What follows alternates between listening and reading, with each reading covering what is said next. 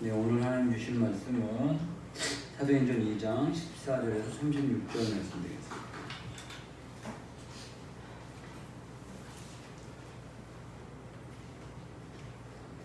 사도행전 2장 14절에서 36절 말씀 좀 긴데요. 제가 한 절씩 교독하도록 하겠습니다. 제가 먼저 하겠습니다. 베드로가 열한 사도와 함께 서서 소리를 높여 이르되 유대인들과 예루살렘에 사는 모든 사람들아, 이 일을 너희로 알게 할 것이니 내 말에 귀를 기울이라. 때가 이제 삼시니 너희 생각과 같이 이 사람들이 취한 것이 아니라 이는 곧 선지자 요엘을 통하여 말씀하신 것이니 일러스되 하나님이 말씀하시기를 말세에 내가 내 영을 모든 육체에 부어주리니 너희 자녀들은 예언할 것이요 너희의 젊은이들은 환상을 보고 너희의 늙은이들은 꿈을 꾸리라. 그때 내가 내 영을 남종과 여종들에게 부어주리니 그들이 예언할 것이요 또 내가 위로 하늘에서는 기사를 아래로 땅에서는 징조를 베풀리니 곧 피와 불과 연기로다. 주의 크고 영화로운 날이 이르기 전에 해가 변하여 어두워지고 달이 변하여 피가 되리라. 누구든지 주의 이름을 부르는 자는 구원을 얻으리라 하셨느니라. 이스라엘 사람들아, 이 말을 들으라. 너희도 아는 바와 같이 하나님께서 나사렛 예수로 큰 권능과 기사와 표적을 너희 가운데서 베푸사 너희 앞에서 그를 증언하셨느니라. 그가 하나님께서 정하신 뜻과 미리 아신 대로 되어준 바 되었거늘 너희가 법 없는 자들의 손을 빌려 못 박아 죽였으나 하나님께서 그를 사망의 고통에서 풀어 살리셨으니 이는 그가 사망에 매어 있을 수 없음이라. 다윗이 그를 가리켜 이르되 내가 항상 내 앞에 계신 주를 배웠으며 나로 유독하지 않게 하기 위하여 그가 내 우편에 계시도다. 그러므로 내 마음이 기뻐하였고 내 혀도 즐거워하였으며 육체도 희망에 거하리니 이는 내 영혼을 의도에 버리지 아니하시며 주의 거룩한 자로 썩임을 당하지 않게 하실 것이니로다. 주께서 생명의 길을 내게 보이셨으니 주 앞에서 내게 기쁨이 충만하게 하시리로다 하였으므로 형제들아, 내가 조상 다윗에 대하여 담대히 말할 수 있노니 다윗이 죽어 장사되어 그 묘가 오늘까지 우리 중에 있도다. 그는 선지자라. 하나님이 이미 맹세하사 그 자손 중에서 한 사람을 그 위에 앉게 하리라 하심을 알고 미리 본으로 그리스도의 부활을 말하되 그가 음부에 버림이 되지 않고 그의 육신이 썩임을 당하지 아니하리라 하니 이 예수를 하나님이 살리신지라 우리가 다 이 일의 증인이로다. 하나님이 오른손으로 예수를 높이시매 그가 약속하신 성령을 아버지께 받아서 너희가 보고 듣는 것을 부어 주셨느니라. 다윗은 하늘에 올라가지 못하였으나 친히 말하여 이르되 주께서 내 주에게 말씀하시기를 내가 네 원수로 내 발등상이 되게 하기까지 너는 내 우편에 앉아 있으라 하셨도다 하셨으니. 예, 같이 하겠습니다. 그런즉 이스라엘 온 집은 확실히 알지니 너희가 십자가에 못 박은 이 예수를 하나님이 주와 그리스도가 되게 하셨느니라 하니라. 아멘. 이 오늘 본 말씀은 오순절에 성령이 임하시고 놀라운 일이 일어나니까 사람들이 신기해하고 놀라게 되었는데 그 사람들에게 베드로가 설교를 하는 겁니다. 그 설교를 이렇게 하게 되는데 설교의 내용은 예수님이 이 땅에 오셨고 너희들이 바로 죽였지만 그분은 주시고 메시아이고 맨 마지막에 36절 말씀같이 이 예수 너희가 십자가에 못 박은 이 예수를 하나님이 주와 그리스도가 되게 하셨느니라 라고 말씀을 마치게 됩니다. 그런데 이 말을 들은 사람이 마음에 찔려 베드로와 다른 사도들에게 물어 이르되 형제들아 우리가 어찌할꼬 하면서 다가오게 됐다라는 이 말씀을 해주고 있습니다. 이 오순절 이 성령 사건, 성령의 이 사건은 기독교 내에서도 뗄래야 뗄 수 없는 사건이기도 하고 인류 역사상 예수님 모신 이후에 가장 놀라운 사건 가운데 하나가 아닌가 싶습니다. 예수님 오신 사건이 가장 놀랍다면 두 번째로 가장 놀라운 사건은 성령이 임한 오순절 사건입니다. 공감하시나요? 네. 제가 시금석이라는 이야기를 했습니다. 오늘 이제 설교를 마친 다음에 시금석이라는 이야기를 하게 될 텐데, 시금석이라는 것은 우리의 평가 기준에 대한 것입니다. 제가 이 질문을 던지면 마음으로 긍정이 된다면 내가 그것을 알고 있구나, 내가 동감하는구나, 갖고 있구나 라는 거고, 더 디테일하게 평가를 한다면 100이라면 아니면 10이라면 내가 몇 프로까지 갖고 있는 겁니다. 내가 9점까지는 주겠다, 7점까지 주겠다, 8점까지 주겠다, 이런 생각을 한번 가져보세요. 노 하는 것도 괜찮아요. 노 한다면 내가 이 부분은 내가 잘 모르고 있는 거구나, 아직 인식을 못하구나, 깨닫지 못하겠구나, 이런 어떤 시금석들이 필요합니다. 그래야 내 믿음의 수준이 어디 와 있는지를 알고 또 앞으로 나아가야 될 방향이 어디인지를 압니다. 정말 중요한 시금석 가운데 하나가 아까 질문드렸던 그 질문입니다. 이 세상에 가장 크고 놀라운 사건, 우리가 감당할 수도 없는 이 세상, 내 개인적인 뿐만 아니라 이 모든 세계가, 또 인류가, 이 앞으로의 세대와 이 뒷세대와 과거에서 가장 놀라운 사건, 가장 크고 비밀하고 신비하고 희귀한 사건은 예수님이 이 땅에 오신 것입니다.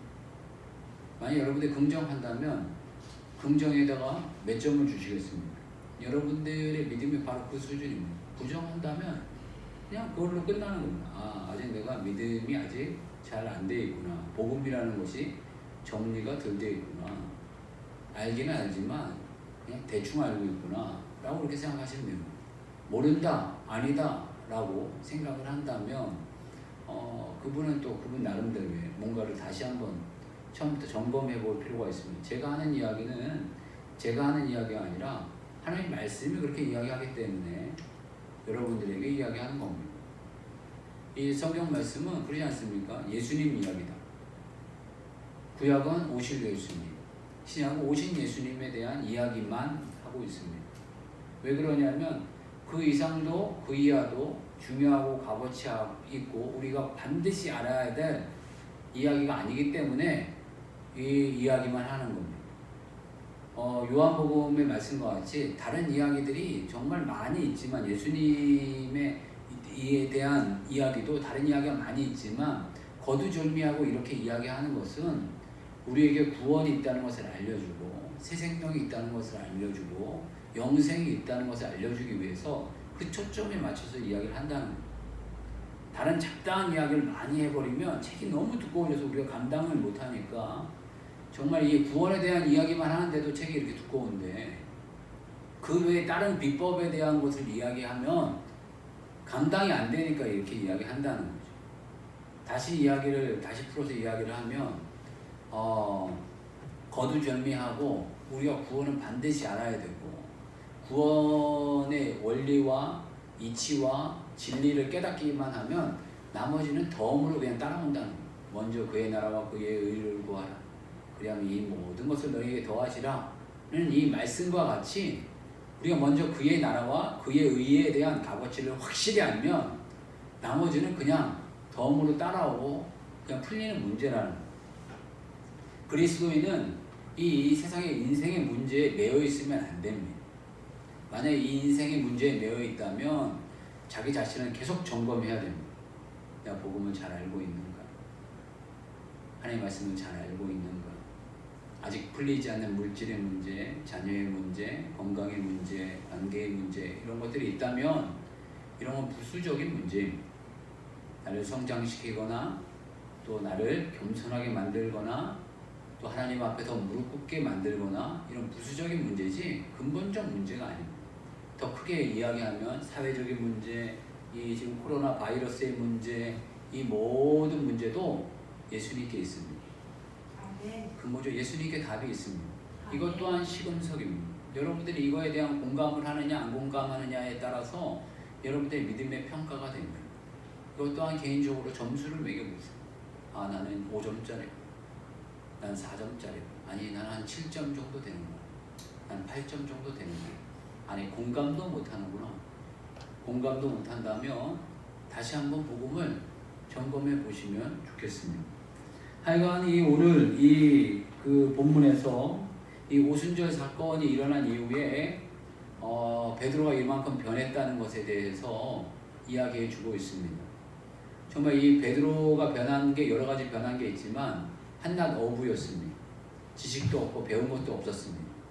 그런데 하나님이 갑작스럽게 은혜를 주신 건지 아니면 예수님이 그 3년 공생애 때 이렇게 베드로를 훈련시켰는지 알 수는 없지만 이 후자에 가깝습니다. 예수님의 제자로 있을 때 예수님 밑에서 3년 동안에 이렇게 엄격한 훈련을 받은 게 아닌가 하는 생각이 있습니다. 무슨 이야기냐면 이 구약 성경을 그 당시에 성경이 없었어요. 성경이라고 한다면 이 회당에 있는 어떤 바리새인이나 서기관들이 가지고 부분적으로 모세오경을 읽었지 지금같이 뭐 이게 성경이 흔하지 않았어요. 뭐 성경책에다가 뭐 성경책 이거를 읽는 게 부족해갖고 핸드폰만 있으면 손가락 몇 개만 뚝뚝 누르면 핸드폰 그 성경책이 3-4개가 뚝뚝뚝 떨어져요. 저도 보면 그 한 성경책을 핸드폰에 3-4개를 가지고 있는 것 같아요. 아니면 많게 한 4-5개까지도 있어요. 그런데 이제 특별히 활용하는 거는 2-3개 정도는 특별히 많이 활용을 하고 나머지는 그냥 뭐 필요할 때 보려고 가지고 있는 성경들. 그리고 손에 가지고 있는 이 성경만 하더라도 제가 봤던 성경, 가지고 있는 성경들 이런 거 아마 20개가 넘을 거예요. 저기 뭐 파기한 거 말고도 있는 성경이 저렇게 많은데 성경이 이렇게 많은데 참 부족하게도 많이 있어도 아는 건 부족해요. 그런데 이 베드로가 보면은 이 설교 내용에 구약 성경을 바로바로 인용합니다. 바로바로 인용하는데 이 당시에 성경은 이제 몇 장 몇 절이에요? 찾아보세요. 이렇게 하고 그 성경을 이야기한 게 아니에요. 이거 다 암송했다는 거죠. 암송하면서 요해서를 타다다다당 얘기했는데 갑자기 성령님이 나타나셔서 기름 확 부어줘서 탁 깨닫게 해주실 수도 있지만 그런 경우는 극히 드물고 우리 같은 베드로 같은 이런 상황이었다면 베드로가 이 예수님과 함께 있었던 이 3년의 이 공생의 기간 동안에 혹독하게 암송 훈련을 했을 거예요. 그 당시에 신약 성경이 없었기 때문에 구약 성경에 대해서 암송에 대해서 혹독하게 훈련했을 겁니다. 이 구약의 지금 이스라엘 사람들은 모세오경을 어린 시절부터 계속 암송시킵니다. 그런 얘기 많이 들어보셨죠? 유대인의 특별 교육 가운데 이 아이들이 어린 시절부터 이 모세오경을 계속 암송시켜요. 통으로 다 암송시키는 경우도 있고 부분적으로 암송시키는 경우도 있고 이 말씀을 암송시키는 거예요. 그래서 얘가 성장하게 돼서 하나님의 말씀을 떠나지 않도록 또 하나님의 진리가 뭔가를 생각나게 하도록 그렇게 한다는 거죠. 그러니까 예수님이 그렇게 훈련을 시켰을 거예요. 아니면 그 전부터 이 베드로가 암송했던 것들을 다 이 꺼집어낼 수 있도록 예수님께 훈련시켰다는 거죠. 여러분 자녀들에게 꼭 말씀 암송 훈련을 시킬 수 있었으면 좋겠어요. 부족하게 저희 자녀들도 잘 못 시키고 있지만은 이 말씀 암송 훈련이 이렇게 유익하고 좋습니다. 하여간 이렇게 베드로는 변하게 되었군요. 이렇게 베드로가 변하게 되었는데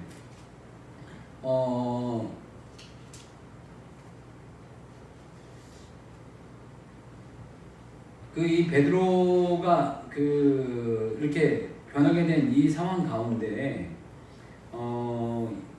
이 베드로가 설교한 이 설교 내용에 우리가 좀 집중할 필요가 있고 이 설교 내용이 교회의 시작입니다. 어떤 면에서 교회의 DNA라는 거죠. 이 당시에 교회라는 게 없었어요. 회당에서 그 당시에 교회라고 비슷한 모임은 회당에서 모였는데 회당은 구약에 관련된 내용을 가르침을 받는 곳이에요. 그런데 이 교회는 회당과 비슷하긴 하지만 전혀 다른 모임이에요. 근본 뿌리는 어떤 비슷한 모습이 있지만 이 교회라는 이 공동체는 근본 DNA가 예수님으로부터 시작한다는 것을 베드로는 우리들에게 이야기해 주고 있어요. 이 오순절 사건이 예수님 때문에 일어나는 것이고, 이 교회가 바로 예수님으로부터 시작되었다는 것을 우리들에게 이야기해 주고 있습니다.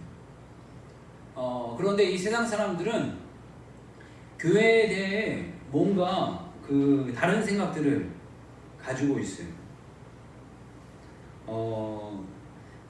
이 교회가 그 점점점 이렇게 관심 없고 매력 없는 곳으로 이렇게 생각하게 되는데, 첫째로 그 인생들의 그 어떤 교회에 대한 기대감이 없는, 또 자기만이 갖는 이 태도 가운데 하나가, 제가 느끼기엔 제일 좋은 그 많이 드러나는 태도가 인생 뭐 있어? 먹고 놀지. 요즘 점점점 풍부해지니까 그 제일 많이 하는 소리가 이 소리인 것 같아. 인생 뭐 있어? 먹고 놀지. 돈 있을 때 열심히 놀고, 건강 있을 때 열심히 운동하면서 놀자. 인생 뭐 있어? 노세 젊어서 노세. 힘 없으면 놀지도 못한다. 아무리 돈 있어도 뭐하냐? 다 마음대로 지금까지 할 수 있는 거 다 하면서 열심히 놀아라 라는 게 일반적인 어떤 사람들의 생각입니다. 그리고 이 두 번째 사람들의 이 생각은, 인생은 관계 속에 있다. 사람과 이렇게 친분을 맺고 같이 이렇게 좋은 그 관계를 맺어야 된다. 이런 어떤 생각을 가진 사람들이 있습니다. 저도 그 17년이라는 시간, 뭐 한 18년이라는 기간을 일반인들하고 같이 운동을 같이 이렇게 했어요. 운동을 같이 이렇게 했는데, 그 사람들의 모습을 보면 이 취미 생활에 목숨을 겁니다. 그리고 이 관계에 목숨을 걸어요. 그래서 관계 때문에 깨지기도 하고 이런 부분이 있지만, 이 친목과 이런 관계에 목숨을 걸면서 관계를 맺어갑니다. 어떤 사람은 여행, 어떤 사람은 운동에, 어떤 사람은 어떤 TV 시청, 드라마 보는 거, 또 어떤 이런 다양한 모습 가운데 무언가를 채워가려고 하는 모습들이 있습니다.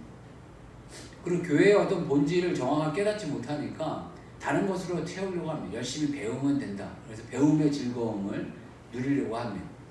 그래서 이것도 배워도 좋고 저것도 배워도 좋고, 보면 여러 가지를 많이 배우는 것 같아요. 언어를 배우기도 하고, 뜨개질을 배우기도 하고, 뭐 손재주 있는 것들을 배우고, 자기의 부족한 것들을 잘 배우면 된다라고 생각합니다. 이런 것들이 이 어떤 면에서 교회의 역할을 다 채울 수 있는 것이 아닙니다. 인간의 어떤 근본적인 채움은 예수님께 있습니다. 그리고 예수님으로부터 이 모든 것이 다 출발합니다. 이 인생의 그 출발 자체, 교회의 출발 자체가, 이 베드로는 예수님 이야기로 합니다. 예수님은 구약에 예언됐던 바로 그 메시아이고, 다윗도 예언했던 그 메시아가 지금 이 땅에 우리에게 오셨다라는 겁니다. 저는 맨 처음에 개인적으로 이 말씀을 들을 때마다 그게 나하고 무슨 상관인데, 내가 지금 급한 건 물질이고, 내가 지금 급한 건 진학이고, 내가 지금 급한 거는 생활의 안정이고, 내가 지금 급한 건 이거고 라는 생각들이 많았습니다. 그런데 정말 우리들의 인생 가운데 반드시 필요한 것은 그 현실의 문제의 답이 아니라 예수님을 깊이 알아가는 것입니다. 그러하면 이 모든 것들은 부수적으로 하나님 풀어주시는 문제입니다. 바울은 이렇게 고백합니다. 자기가 알고 있었던, 쌓아왔던 모든 것들은 다 예수 그리스도 앞에 배설물이라는 겁니다. 운동을 쌓아왔던, 지식을 쌓아왔던, 좋은 관계를 쌓아왔던, 좋은 여행을 쌓아왔던, 그게 다 배설물이다 라는 이야기를 합니다. 바울 같은 경우에는 자기의 약점을 감추기 위해서, 또 어떤 면에서 자기의 달란트를 극대화해서 지식을 잘 쌓았던 사람입니다. 최고의 석학이고 최고의 지혜자였습니다. 어떤 분들은 경주자 뭐 이런 표현을 쓰니까 운동도 좀 한 분이 아니냐 이런 분들도 있는데, 하여간 이러한 모든 것들이 다 다 배설물이다라고 이야기합니다. 빌립보서 3장 8절 말씀입니다. 같이 한번 읽겠습니다.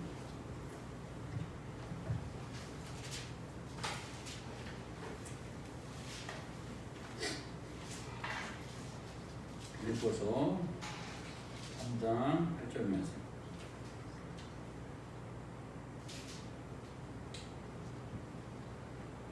같이 읽겠습니다. 시작.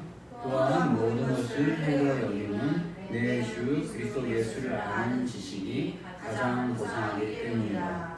내가 그를 위하여 모든 것을 잃어버리고 배설물로 여기는 그리스도를 얻고 9절도 할게요. 그 안에서 발견되려 하느니 내가 가진 의는 율법에서 나는 것이 아니요 오직 그리스도를 믿는 말미암아 얻은 것이니 곧 믿음으로 하나님께로부터 나느니라. 아멘.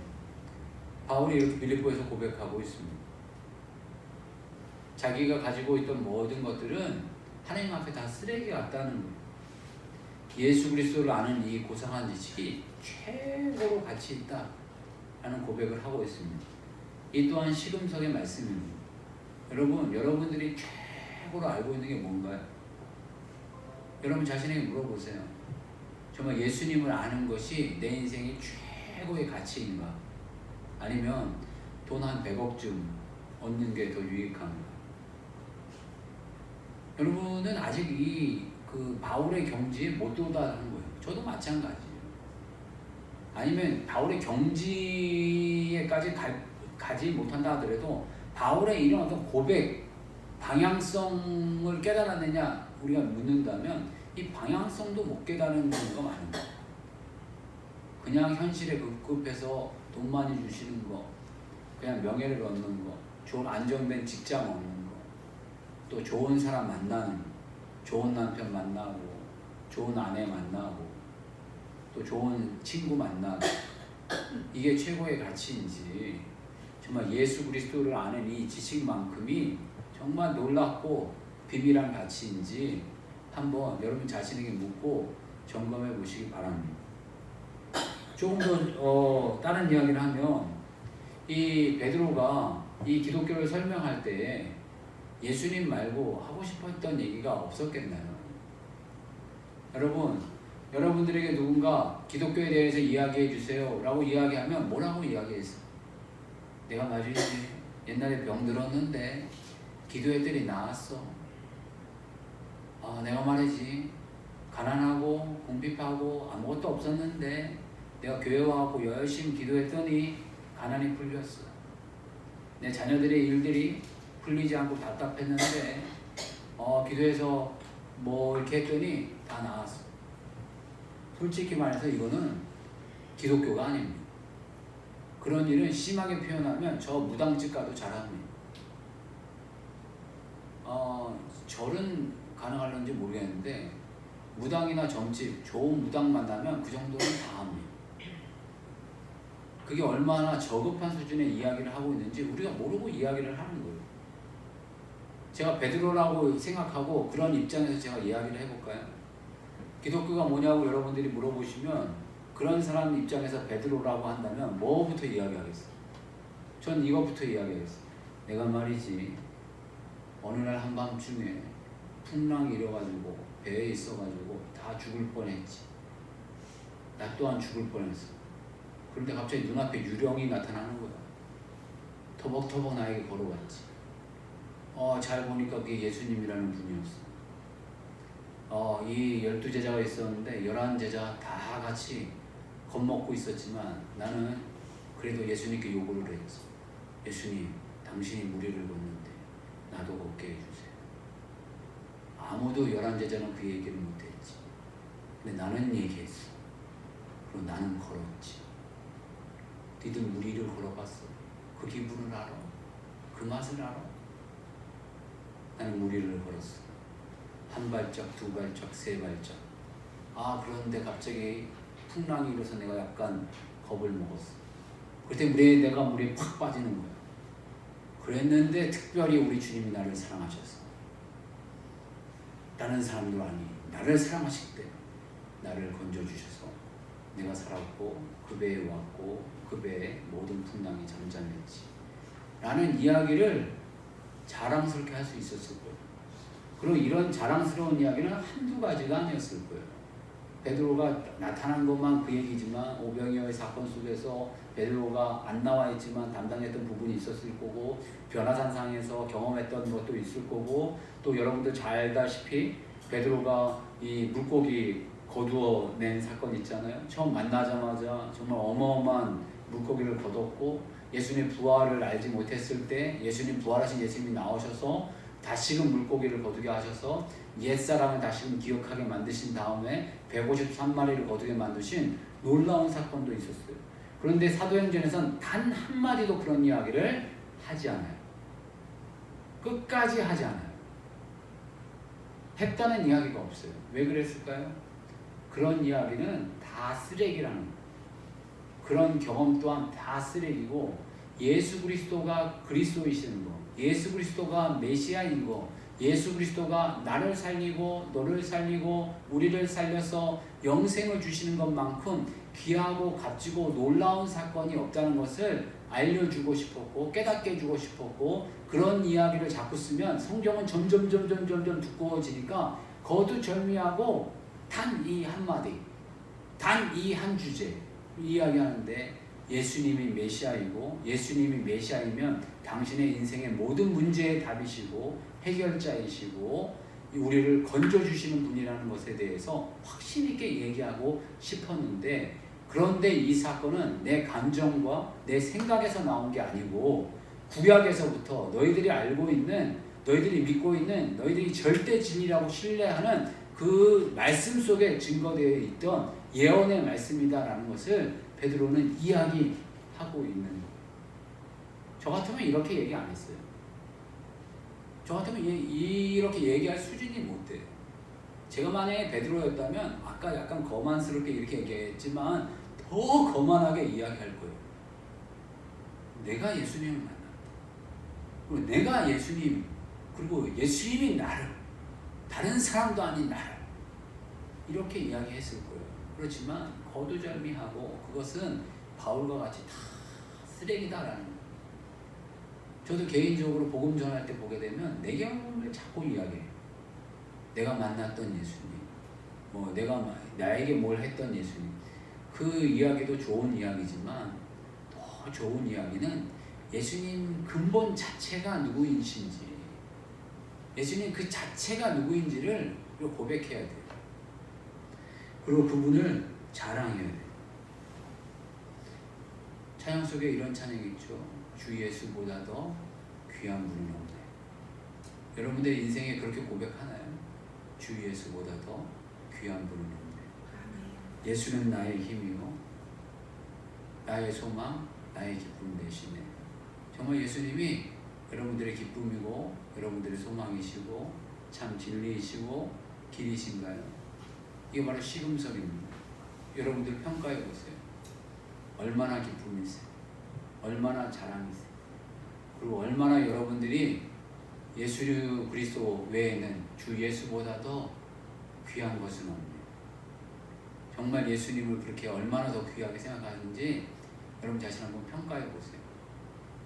그런 생각 들 때마다 참 제가 부끄러운 마음이 들 때가 있어요. 정말 내가 예수님을 귀하게 생각하는가? 한 얼마나 귀하게 생각하는가? 한 1억 주면 변절하지 않을까? 한 100억 주면 변절하지 않을까? 혹 1000억 주면 변절하지 않을까?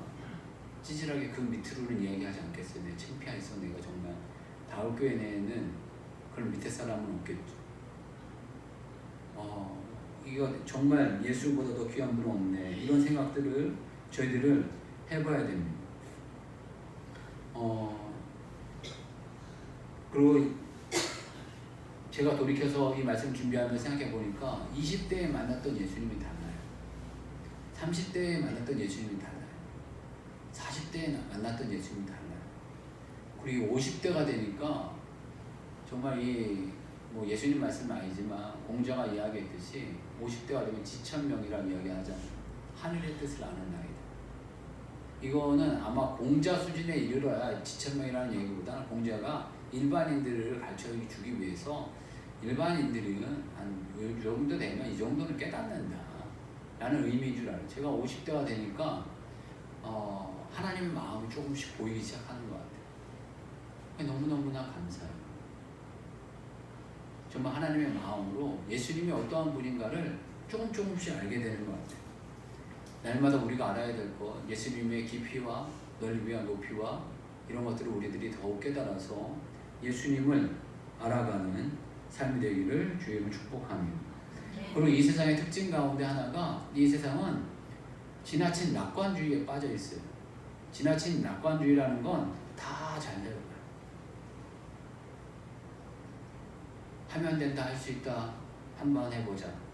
이게 옛날에 순복음교회의 이 모토였습니다. 이건 좋은 모토예요. 좋은 모토이지만 그 다음에 우리는 믿는 사람이라면 그러나 라는 단어를 다시 한번 넣어야 돼요.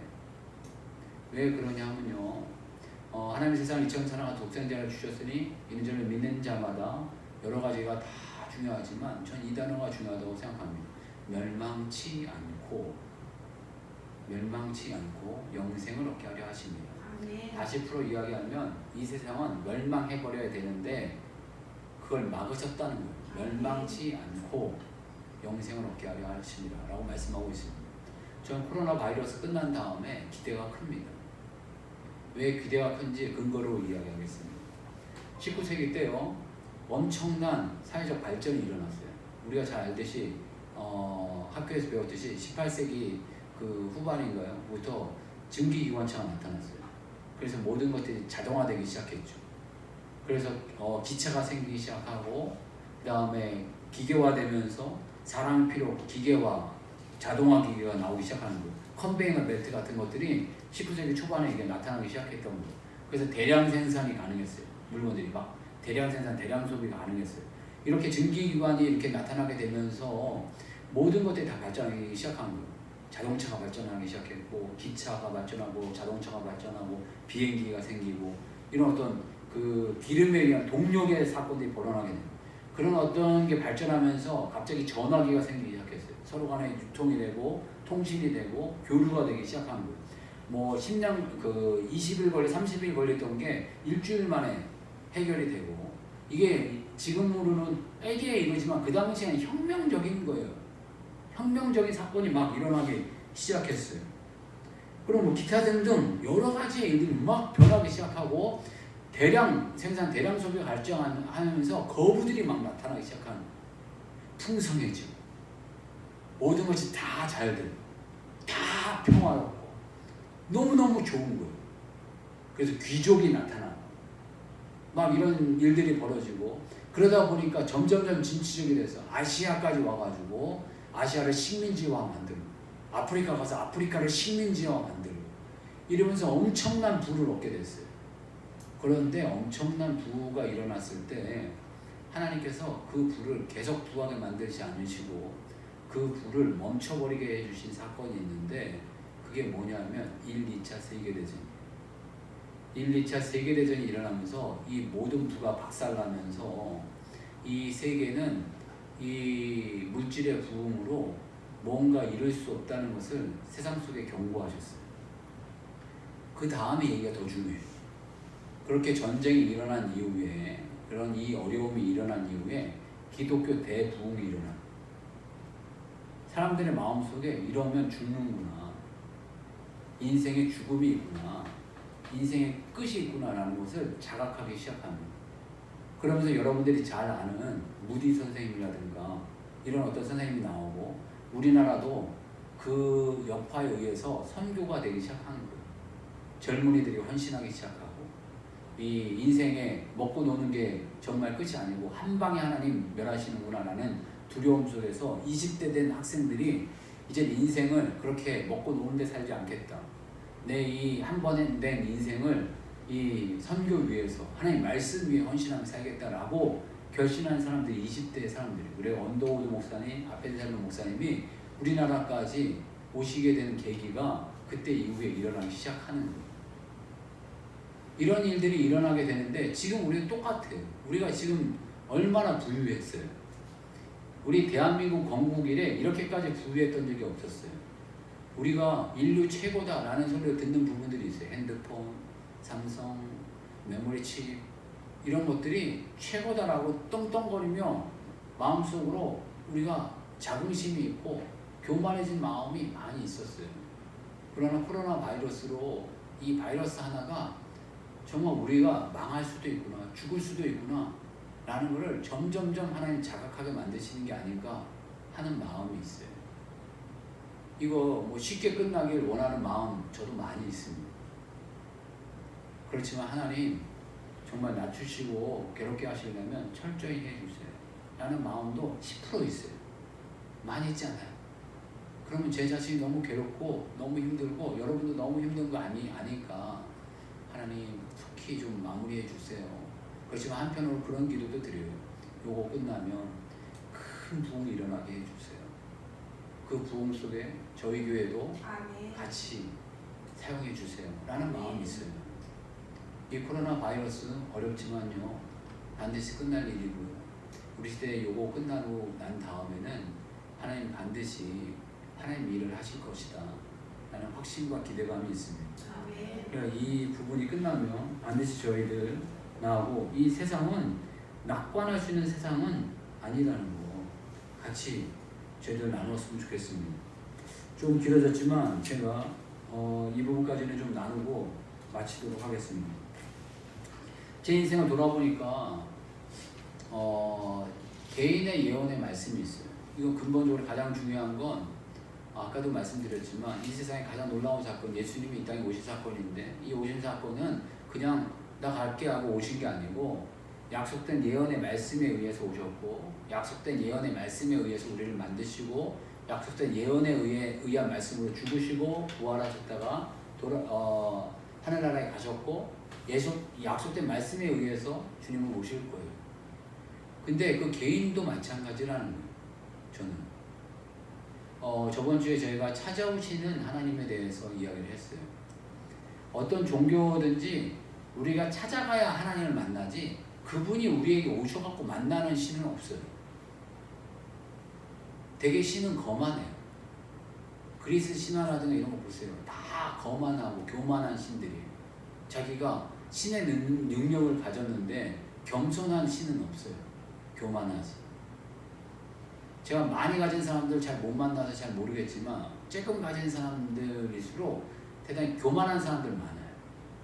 그리고 겸손한 척하지만 결국엔 교만해요. 난 네보다 낫다. 난 네가 없는 걸 내가 갖고 있다. 라는 게 안에 깔려있기 때문에 겸손이라는 걸 찾기가 어려워요. 그런데 완벽한 신이 우리에게 오셨는데 우리에게 오신 그 신이 겸손할 수는 없어요. 되게 교만해요. 그런데 우리가 믿는 이 하나님은 대단히 독특하게 겸손하시고 낮으시고 우리가 찾아가야 되는데 찾아오시는 분이라는 것을 저번 주에 나누었어요. 그런데 그 찾아오시는 하나님은 특징이 있어요. 찾아오시는 하나님을 만났을 때는 우리에게 뭔가 일하라고 하세요. 한마디로 사명을 주세요. 모세에게 찾아오셨을 때, 가시떨기에 찾아오셨을 때 그냥 찾아오셔서 밥이나 함께 하자 이렇게 오신 게 아니고 이스라엘 민족을 구원해내라. 그리고 다윗에게 찾아왔을 때 다윗이 왕이 되게 하시고 또 바울에게 찾아오셨을 때 이 선교하게 하시고 새로운 일을 하게 하십니다. 그런데 갑자기 하나님은 찾아오시는 게 아니라 그 전조 증상이라는 게 있어요. 맨 처음에는 만나주신 하나님이 있어요. 제가 하나님을 간절히 찾고 찾아서 만났던 적이 있어요. 말씀으로 보면 요한복음 14장, 15장, 16장을 통해서 하나님께서 내가 하나님을 찾았더니 그분이 저를 만나주셨어요. 그리고 하나님이 내가 구원자라는 걸 깨닫게 해주신 하나님을 만날 때가 있었어요. 그건 갈라디아서 2장, 20절 말씀이에요. 내가 죽고 정말 그분이 사는구나 라는 걸 알게 하시는 구원의 하나님을 만나는 거예요. 그리고 찾아오시는 하나님이 있었어요. 나에게 찾아오셔서 무언가 사명을 불어넣는 그런 어떤 때가 있었어요. 그건 마태복음 28장 18절에서 20절 말씀이에요. 가서 모든 민족으로 제자 삼으라. 그리고 아버지와 아들과 성령의 이름을 세례를 주고 내가 가르쳐 분부한 모든 것을 가르쳐 지키게 하라. 이 말씀으로 저희 찾아오셨어요. 그리고 인도하시는 하나님이 있어요. 낙심하고 좌절하고 사명을 받았음에도 불구하고 괴로워할 때 인도하시는 하나님으로 이 교회에 올 때 주신 말씀이 있어요. 그 이사야서 43장 1절에서 7절 말씀, 이사야 60장 22절 말씀, 이런 말씀으로 우리를 인도하시는 분이에요. 그리고 한 단계 업 시키는 하나님이 있어요. 우리를 한 단계 업 시키는 하나님은 이런 미련한 데에 빠져 있지 않고 좀 업되라라는 거예요. 그래서 회개하게 하시고 더 회개하게 하시고 더 온전하게 하시는 하나님이 있어요. 그 회개하라고 하신 말씀 여러 말씀 주시긴 했지만 제가 좀 찾아보니까 로마서 8장 5, 6절 말씀이에요. 육을 따르는 자는 육신의 일을, 영을 따르는 자는 영의 일을 행한다라고 하시고, 육신의 삭은 사망이고 영은 생명이다, 영생이다, 이런 어떤 말씀의 내용들이에요. 그 전에 또 다른 말씀도 많이 주셨지만 미련에서 다 잊어버린 부분이 있고, 그 다음 업시키기 위해서 마태복음 5장 48절 말씀 같은 거 주셨어요. 내가 완전하니 너도 완전해라. 이런 하나님이 있어요. 여기까지 만났어요. 앞으로 더 계실 거라는 거 저 알아요. 더 회복하시고 더 역사하실 거라는 거 알아요. 이런 하나님은 제가 지금 여기 이야기한 거는 배설물 같은 하나님을 이야기한 거예요. 배설물 같은 예언을 이야기한 거예요. 정말 진정한 예언은 여러분들이 다시 한번 정리해서 말씀드립니다. 이 세상 최고의 예언의 성취는 예수님이 이 땅에 오신 거예요. 그리고 이 땅에 나를 위해서, 우리를 위해서 무언가를 행하신 일이고, 그 행하심이 멈춰지지 않고 지금도 계속되고 있다는 거예요. 그럼 여러분들 신뢰하나요? 얼마큼 신뢰하나요? 여러분 점수를 매겨보세요. 여러분들이 그 점수에 바로 그 사람입니다. 날마다 우리 이 세상에 가장 놀랍고 큰 예언, 예수님이 이 땅에 오신 것, 그리고 수많은 사람 중에 찾고 찾아서 바로 나 같은 인간을 만나주시고, 나를 만나주셔서 나를 그냥 두지 않으시고 나를 빚으시고 새롭게 하시고 새 생명 주셔서 새 일을 행하게 하시는 그 하나님 안에서 여러분과 제가 성장해서 정말 이제 코로나 바이러스가 끝나면 큰 부흥의 때가 오기를 기도합니다. 그래서 1970년, 80년대 부흥과 같은 그런 부흥이 오려면 많이 맞아야 돼요. 사실 많이 맞아요. 많이 맞은 만큼 부흥할 거예요. 그런데 제가 솔직히 연약해서 하나님 좁게 때려주세요. 이전에 맞은 게 너무 아팠어요. 이런 마음이 여기까지 올라와요. 솔직히 그 다음 이야기는 안 할게요. 그런 마음이 많이 올라와요. 공감하시는 분도 계시고 안 공감하시는 분도 계시는 텐데, 안 공감하시는 분은 덜 맞으신 분이 아닐까 싶어요. 한번 이 코로나 바이러스 잘 끝나고 정말 새로운 시대가 되게 해달라고 같이 한번 기도하겠습니다. 주여 한번 외치고, 하나님 저를 만나주세요. 그리고 저에게 주신 말씀들 다 성취해 주세요. 예수님 잘 알게 해주세요. 같이 기도하고 마무리 짓겠습니다. 주여 한번 같이 기도하겠습니다. 주여